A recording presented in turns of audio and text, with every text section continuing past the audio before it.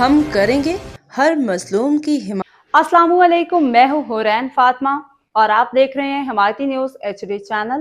نظر ڈالتے ہیں آج کی اہم خبروں پر۔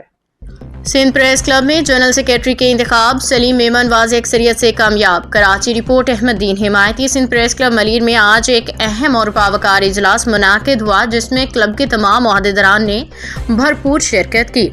اجلاس کی صدارت سندھ پریس کلب ملیر کے صدر رشید احمد کلہوڑو نے کی۔ اجلاس کے دوران جنرل سیکریٹری کے عہدے کے لیے انتخابی عمل نہایت شفاف، منصفانہ اور جمہوری انداز میں مکمل کیا گیا، جس کے نتیجے میں سلیم میمن واضح اکثریت سے جنرل سیکریٹری منتخب ہو گئے۔ انتخابی نتائج کے اعلان کے ساتھ ہی کلب میں خوشی اور مسرت کی فضا قائم ہو گئی۔ اس موقع پہ سندھ پریس کلب ملیر کے صدر رشید احمد کلہوڑو سمیت تمام عہدیداران نے نومنتخب جنرل سیکریٹری سلیم میمن کو دل کی گہرائیوں سے مبارکباد دی، جبکہ انہیں پھولوں کے ہار بھی پہنائے گئے۔